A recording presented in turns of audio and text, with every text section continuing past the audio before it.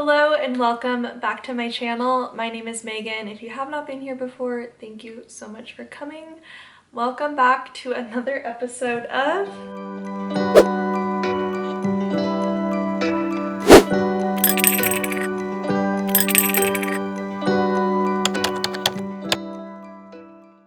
drinking the same wine that I introduced last week. It is the Wente Cabernet.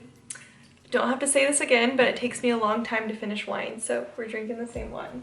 So let me pour this, and while I'm pouring that, I hope you guys are having an amazing holiday. I know it's kind of a crazy season for a lot of people.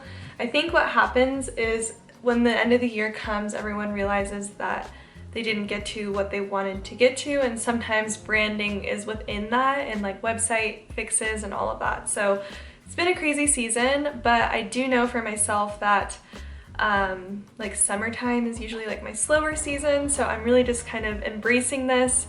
I love it. I wouldn't want it any other way, but it's crazy. It's a busy season.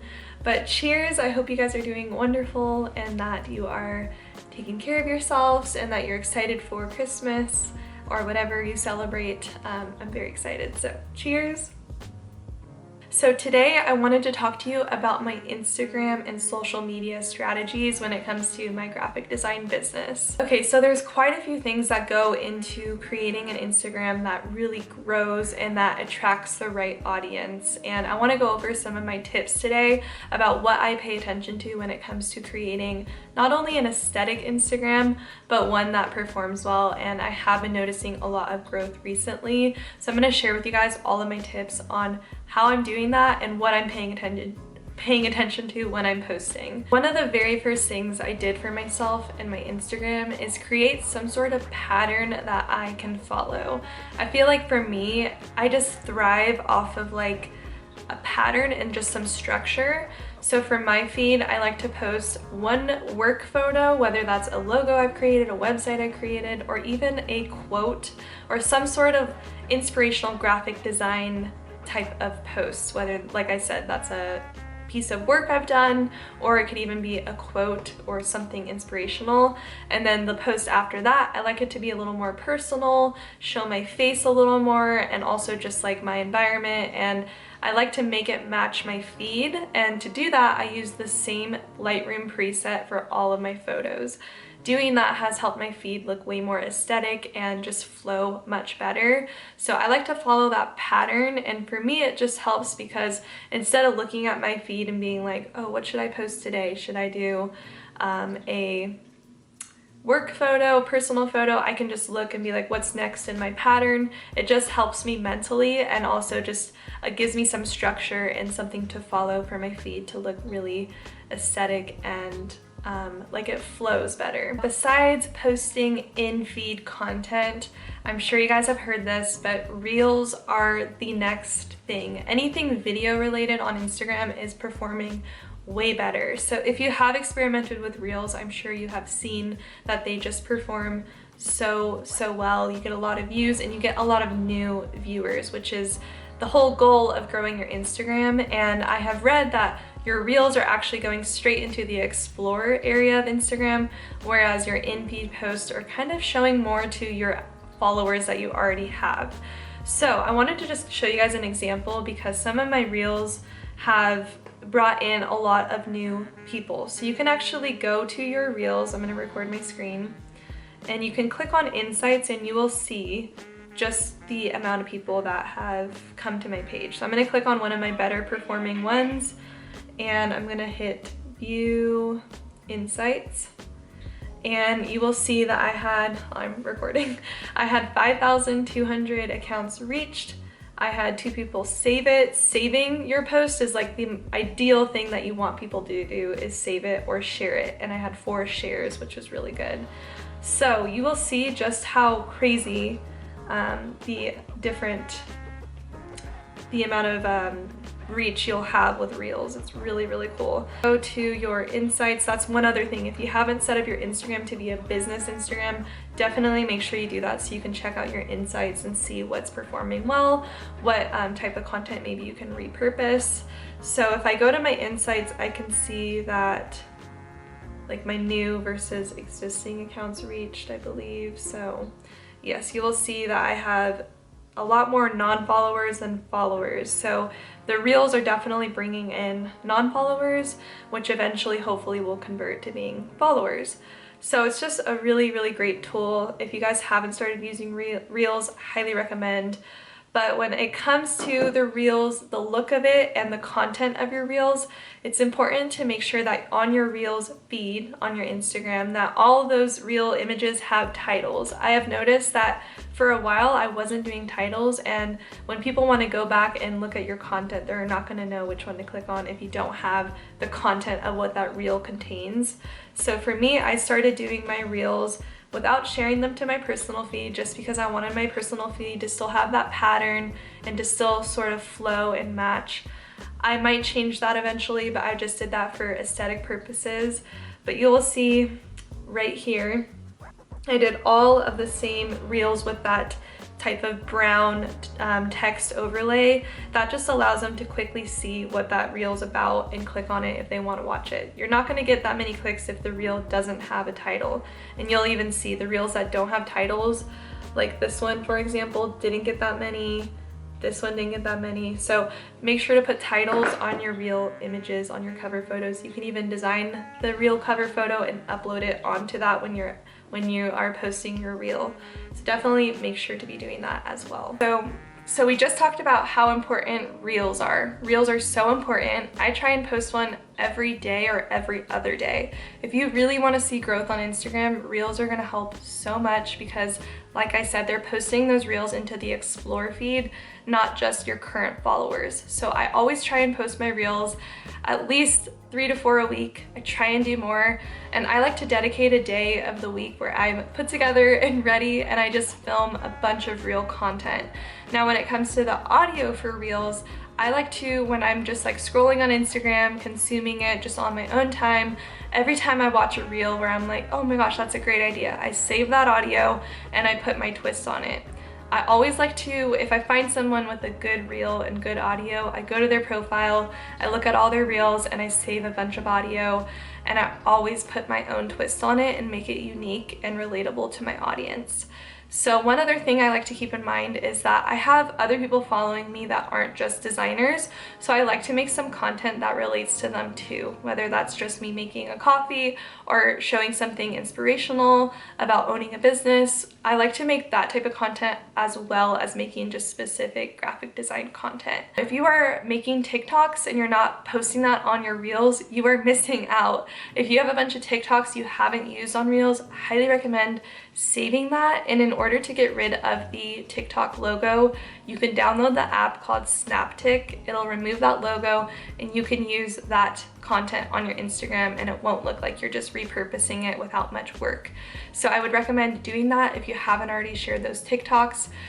You're missing out. Besides reels is stories. Stories are also very important to utilize. I like to keep that separate from my in-feed posts and reels because stories is just another feature of Instagram, but it allows you to connect with your audience on a very deep level and a more personal level, because our feeds and our reels are very produced and they're just perfect. But if you really want to relate to people and gain more of like an audience, highly recommend stories. Now, if you're like, I don't know what to post on my story, I feel like what I'm doing isn't entertaining, I guarantee you what you're doing is entertaining, but you're just so used to doing it because it's your own routine and your own thing.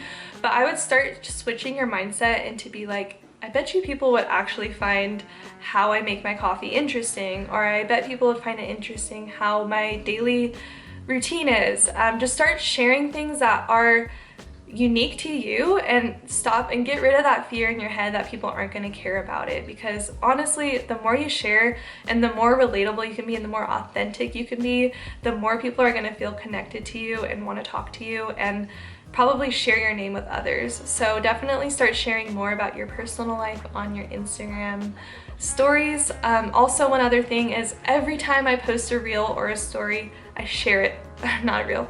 Every time I post a reel or an in-feed post, I always share it to my stories, because most of the time people are just clicking through stories more than they're scrolling down the feed. So if you want people to see your in-feed post, always share them to your Instagram stories. One other thing that's important to remember is to create content that people want to share. So for me, I like to post content once in a while where it's like quotes or maybe some funny designer saying or something where maybe it's a fashion idea with a color palette, which I've done before. I like to create that content where people are going to want to share that with others and are going to be excited about sharing that on their own stories. I'll actually record my screen just so you guys can see when I did post some quotes, how many people saved it and shared it, and it's just like, it's pretty eye-opening that that's what people want to share and want to consume. So let me go to this one, for example. If I click on View Insights, and if you haven't set up your Instagram to be a business Instagram, definitely do that so you can look at this type of stuff so you know what's working and what's maybe not working. So for this, didn't get a lot of shares, but I did get a lot of saves, which is also something that you definitely want to happen. So as you can see, a lot of the in-feed posts are getting shared with my followers, not that many non-followers. Now, if I were to go to my reel, you will see, hold on, let me find this one, for example. If I hit View Insights, I had a lot of people share that, a lot for me. I had a lot of people save that, but also if I go to my profile insights, you will be able to see I have a lot more non-followers from my reels. As you can see in that content reach area, that dark blue color is non-followers. So reels are really getting shared to people that aren't following you yet, and that's why it's just a powerful thing for growth. Now, how much more I can say that, I just really want you guys to utilize it while it's a powerful tool. Always make sure that your content is going to be something people want to share or save or really get some value out of. So like I said, I like to think about quotes, maybe something like an Illustrator tutorial, some sort of behind the scenes of how I run my business, that people are going to find that interesting and they're going to save it and probably want to use that for their own help, their own motivation, and that is definitely something that you should keep in mind. Okay, now I know that creating content on social media is like a whole nother job. It becomes really time consuming, but one thing that you can start utilizing if you've been using Instagram for a long time, you can start going back in your feed and repurposing content that you created like a year or two ago. Most of the time you're going to have a lot of new followers, so you can repurpose that content and people probably will never know. So what I mean by that is if there's an image that you can reshare, definitely do that. If there's a caption that you can just reuse, definitely do that, and that'll save you so much time. That'll also will help you get a lot of content out there and share something that did really well before. So I would recommend just going back, saving some of the content you've done that did well, and repurposing that. Okay, so for my Instagram, one other thing that I did, and I find it very important as a designer to make my Instagram aesthetic and to flow with colors and branding, because ultimately that's what I'm trying to provide through my Instagram and promote, is that I can help people do that as well.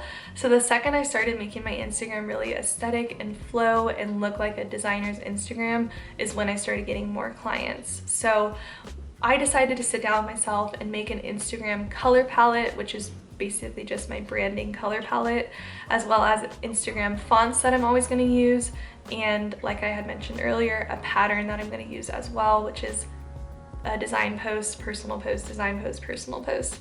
But using those same colors and even having those colors on my story, it has made my feed flow so much and just really well. So definitely, if you haven't set up branding for your Instagram, I would recommend starting with that and really following that all the time and alternating those colors on your color palette so it really gives some a dynamic look to your feed. So now also one other thing that has helped me a lot, and I just spoke about this in yesterday's vlog, is using some sort of scheduling platform. So I just signed up for Metricool and I'm loving it so far. I really need to dive in and schedule things and really utilize it, but it has been one of the most in-depth platforms I've seen, and you can schedule reels on there. So it's just a really nice platform because it connects with so many social accounts, because Instagram's only one social account. There's Pinterest, there's YouTube, there's Facebook. LinkedIn. There's so many accounts that you should be utilizing, and I know I really just kind of touched on Instagram today, but Metricool will allow you to use those Instagram posts on, and it'll post it on everything for you. So if you feel like you don't have the time to go on every platform and post, utilize a tool like that, and it also gives you the best times to post with different colors. It'll be like shaded in if it's a good time, which has helped me a lot as well, because I know like Planoly did that for me, Later does that, a lot of the apps do that, but it just helps you see when you should be posting. And you can also like save hashtags. I would definitely look at people that have reels that are performing really well and see what hashtags they use. And you can even just copy those hashtags, use it on your own, and add a little twist to it by adding some hashtags with like your area, your location, things like that. But definitely don't skip the hashtags. They're very important. All right, you guys, I feel like my camera's gonna die again, so I'm gonna close the video out. I hope this was helpful. Please let me know if it was helpful by liking this video and subscribing, and putting any comments down below that I can answer, or tell me what you do for your Instagram. I'd love to hear it. But thank you guys so much for watching this video. I'm gonna finish my wine, go work a little bit and relax, but I hope you guys have an amazing holiday week. Next week I'll be seeing you on Vlogmas, but thank you guys so much for watching, and I will see you in my next video.